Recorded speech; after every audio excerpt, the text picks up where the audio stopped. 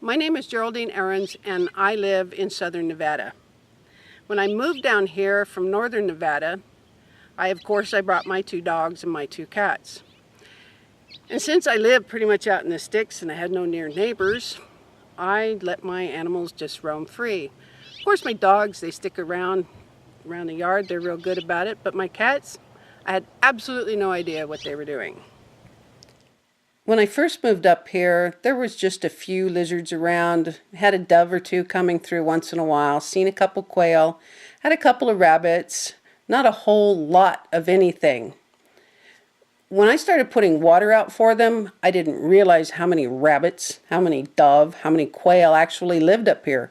And then when I started doing some landscaping, I had lizards showing up, I had flycatchers showing up, I had finches showing up.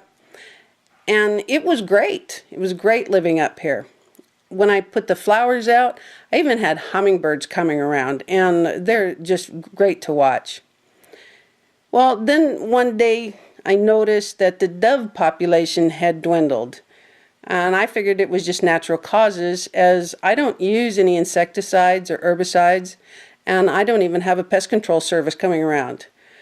Well, I began to find feathers and a few half-eaten carcasses in hidden little areas around my yard. And after that, I paid more attention and noticed that all of the wildlife population had dwindled to about what it was when I first moved here. And of course, the drop in wildlife was due to my cats. Now, they had always been indoor cats until I allowed them outside after moving down here, and I didn't even consider them as being the reason for the wildlife population decline. Well, when the light bulb finally clicked on, I figured it was time to bring them back into the house permanently. Well, that turned into just a nightmare. I mean, the yowling throughout the house was awful, and I even tried putting them in a separate room and closing the door, but they could be heard all over the house, and I finally gave in and let them back outside. Well, that may have worked for the cats, but it didn't work for me.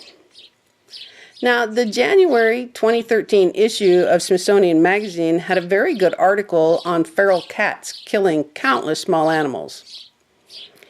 But also in January 2013, Discover Magazine had an article on domestic cats and the damage that they can do to the local wildlife population. Now, I had read about feral cats years ago and knew the damage that the feral cats could do.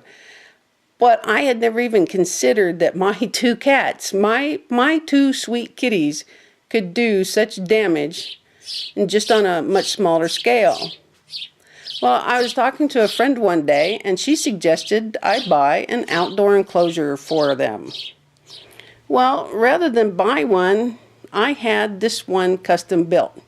It's made out of 1/2-inch electrical conduit and field fence, and it works very well.